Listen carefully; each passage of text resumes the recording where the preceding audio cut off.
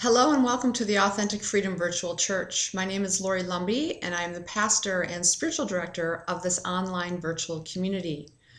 I want to take a moment and read to you from our mission statement. We are a community of men and women who consider Jesus to be our teacher while honoring the spiritual truths inherent within all sacred traditions. We recognize the divine as that which is at once outside of us, within us, and present within all of creation, and which can be acknowledged by any name, image, or presence. We believe in the inherent potential of all human beings to become self-actualized and acknowledge the spiritual journey as a formative tool in this endeavor. We believe in the law of love and seek to know more fully the love of the divine that dwells within us and which seeks to be known in the world through us, in service to the betterment of our world. Just a little bit of business and housekeeping before I proceed with today's service. First of all, I just want to offer a reminder that this is the last free Authentic Freedom Virtual Church video service, and that if this is something that you have found to be fruitful, nourishing, and supportive of your own journey, that you may subscribe to the weekly church service, and there's a button at the top of this page to do that. With that subscription, you receive the video service along with the Agape Meditation newsletter that accompanies this service each week and the bi-weekly superhero report. So thank you for your ongoing support of your own spiritual growth and the journey towards self-realization. Let us pause for a moment in silence as we allow our minds and our hearts to be open to God's nourishment for us today.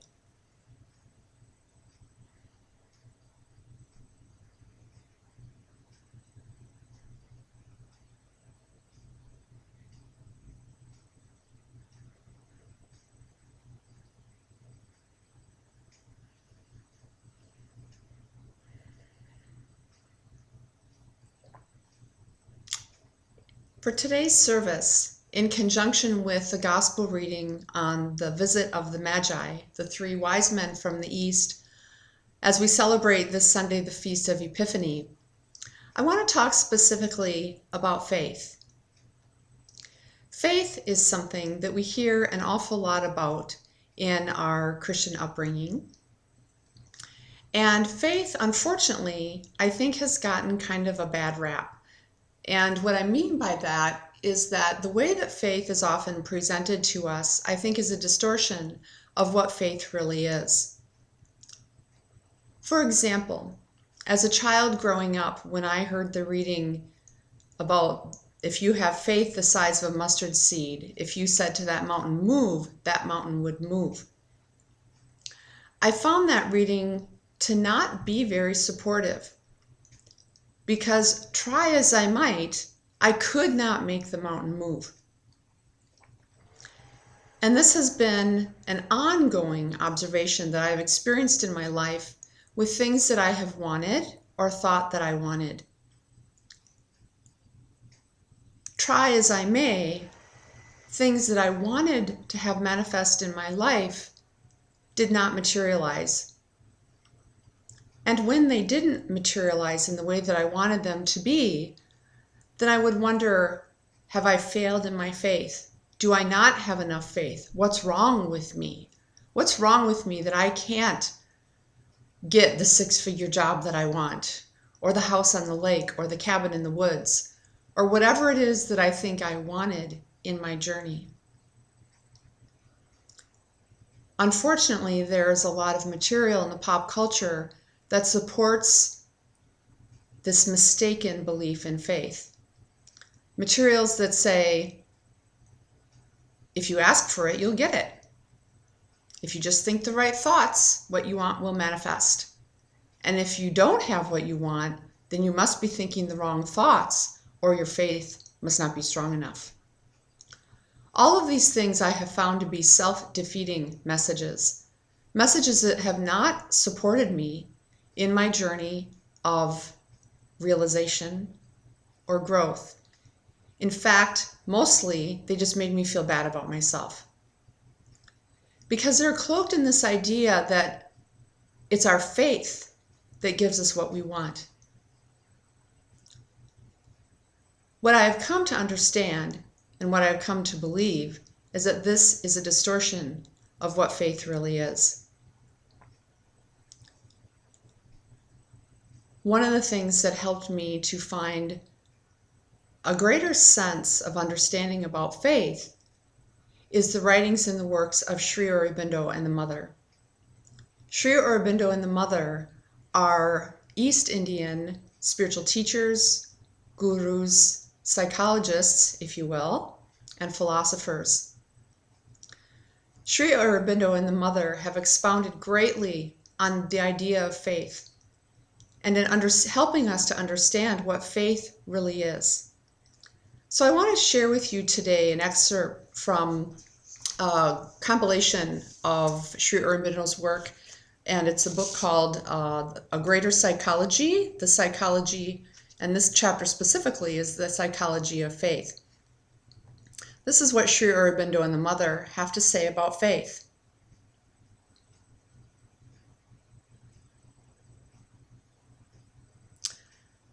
Faith in reality is an influence from the Supreme Spirit, and its light a message from our supramental being, which is calling the lower nature to rise out of its petty present to a great self-becoming and self-exceeding. And that which receives the influence and answers to the call is not so much the intellect, the heart, or the mind, but the inner soul which better knows the truth of its own destiny and mission. Faith, as Sri Aurobindo defines it here, is not something that comes from our intellect. It's not something that comes from our will. Instead, it's something that comes out of our highest self, our highest being, what he called the soul. It is the soul's knowing of our highest purpose, our highest truth, the thing that we are here to accomplish in this world and in this life. Sri Aurobindo goes on to talk about faith more directly. Faith does not depend upon experience. It is something that is there before the experience. All persons of action, discoverers, inventors, creators of knowledge, proceed by faith. And until the proof is made or the thing done, they go on in spite of disappointment, failure, disproof, denial, because of something in them that tells them that this is the truth. This is the thing that must be followed and must be accomplished. Faith is the soul's witness to something not yet manifested, achieved, or realized, but which yet the knower within us, even in the absence of all indications otherwise, feels to be true or supremely worth following or achieving. When we have faith, Sri Aurobindo says, there is something that sustains us and goes on in spite of us, because it feels that what it followed after was yet true, and it more than feels, it knows. This is faith. Faith is something deep within our soul, something deep within our very being that knows who we are and what we are called to do. This deep inner knowing urges us, compels us, gives us a glimpse as to what it is we are called to attain in this life, and it pushes us on. Faith is not something that happens by our own effort. Faith is something that pours out of us from deep within our very soul. Faith, in the way that I understand it, is God unfolding God's self through us. It is God unfolding us. Faith, again, is not something that happens by our effort. Faith is something that we know in the deepest place of our being, and faith is what seeks to be unfolded through us. This is what the wise men experienced. Deep within themselves, a deep knowing that this star that they suddenly saw in the sky was a star of value and importance, that it was signifying something magnificent. And in spite of all logic, in spite of all intellect, in spite of all doubts, they pressed on. They followed that star, not knowing where it was leading them or what the outcome might be. But they followed that star. And if indeed these wise men came from the Far East, this was not an easy journey.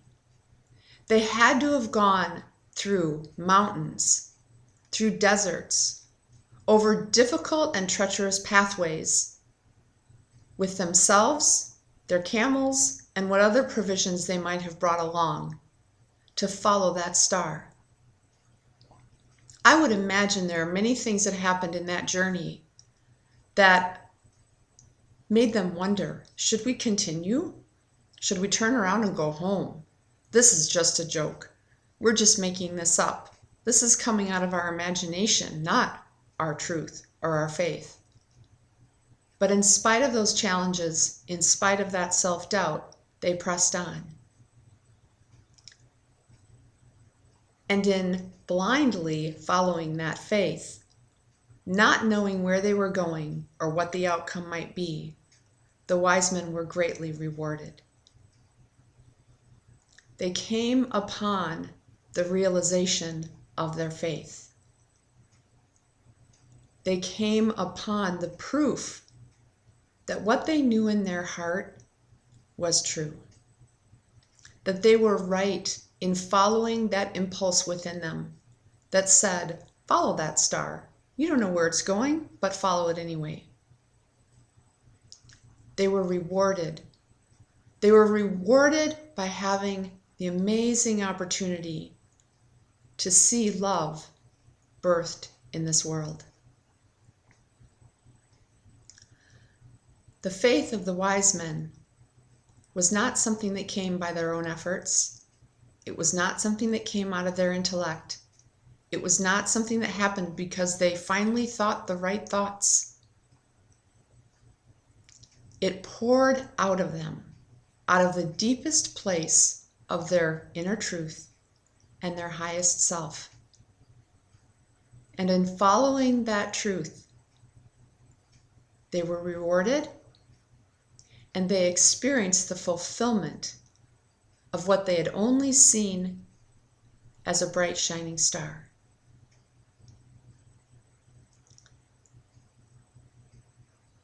This is what we are invited to contemplate as we reflect on the story of the Magi. What is the star that is shining in our own heart, that is compelling us to seek, to explore, to follow a path that we don't yet know, to follow a path without a map, knowing and trusting that what we see in our heart will one day be fulfilled, and knowing that this journey will not happen without doubt, that there will be times we will question and be challenged by that faith, but that deep inner knowing will continue to refresh and remind and inspire and comfort us as we continue along that path. My question for all of us this week is, what is that star? What is that star that is shining within your heart that is calling you forward? What is that star that is shining within your heart that is calling you to your ultimate destiny, your purpose, a life of meaning and fulfillment? What is that star that is calling you, in spite of all logic, in spite of all reason, to follow it. And my invitation for all of us is to recognize that star and follow its lead.